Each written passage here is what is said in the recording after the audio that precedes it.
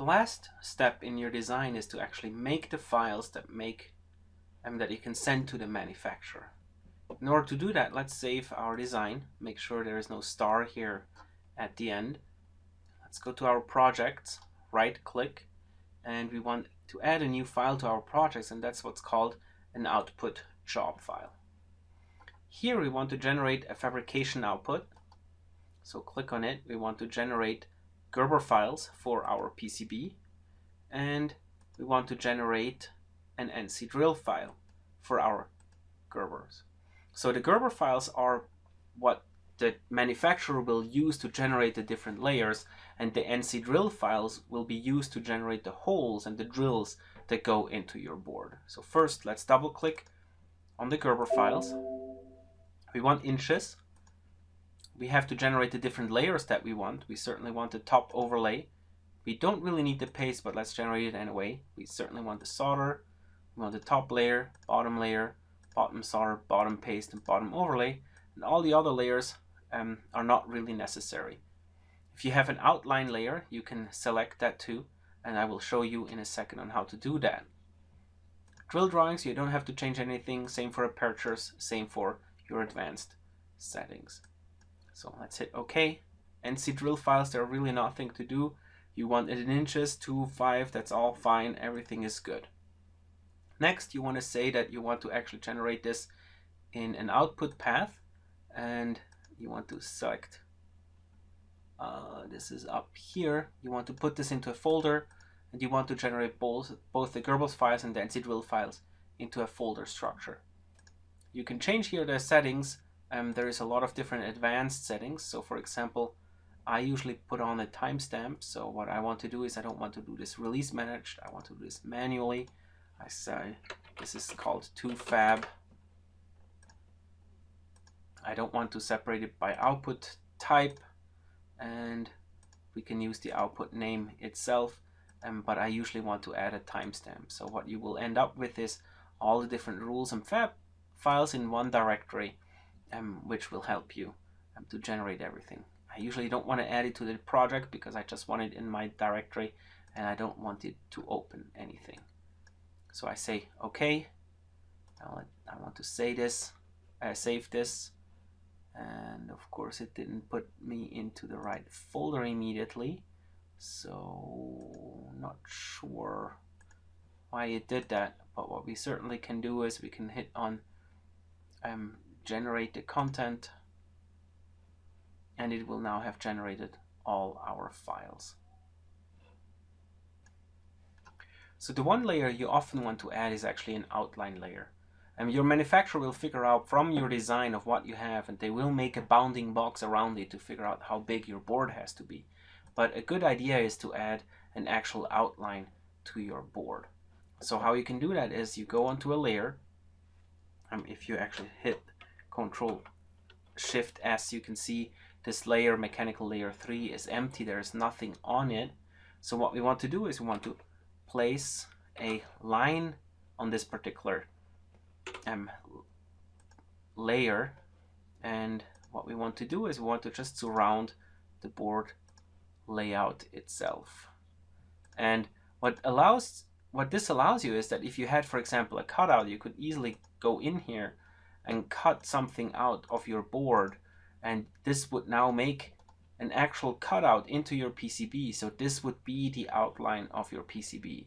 In our case, we really want this just a straight line. So if we save this, and if you remember that this was mechanical layer 3, we can go into our Gerber files in the layers, and we actually want to also manufacture plots for our mechanical layer 3. Let's regenerate them and be done with it, and we will look at this in a different layout software, software that your manufacturer will most likely use too. To check our files, what we'll do is we will use ViewMate. You can also use GerbView, which is an open source Gerber viewer. And I located our files, and where they are is in this weird folder, but in homework 1, generated 2 directories because we generated them twice. And if you look at the first one that was generated, we can see the different files, and there is no M file.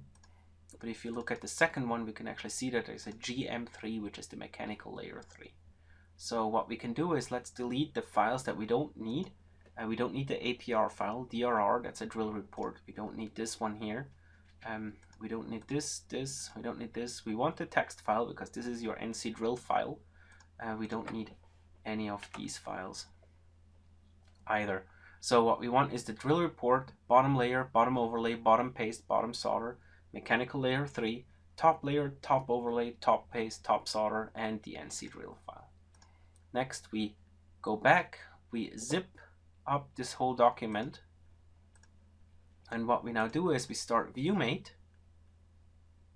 which is a Gerber viewer, and the nice part is you can take your zip file, you just drag and drop it into ViewMate, it will open up the document, you hit OK, and this is exactly what your manufacturer will actually see.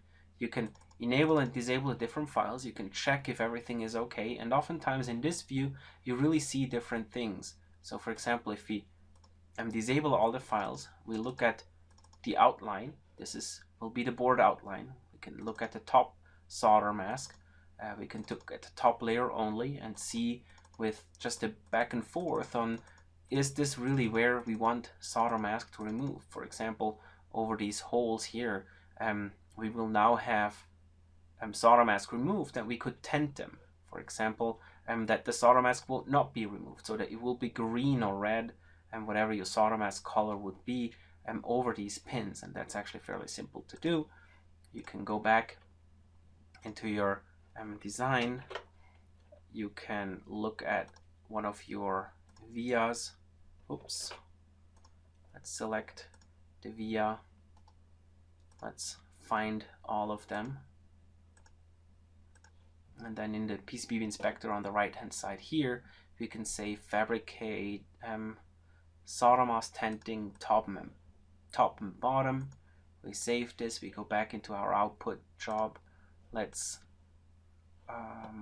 regenerate it.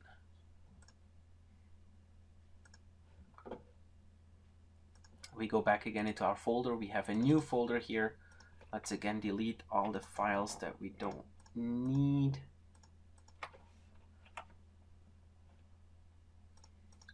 We go back, again zip this file up. ViewMate, we actually delete everything because else ViewMate will complain and ask you a couple of questions. So we look at it, and now if we do the exact same thing again, we enable the top, the outline, we enable the top layer, and if we now look at the top solder mask, you can see that only the ones where we really want to have parts on, the via holes that are over here, and if we actually enable the drill holes, you can see where the drills will actually go in. You can see that those will be tinted. And this is now the zip file that you can submit to your manufacturer, and in theory, if everything goes well, you should get this board back.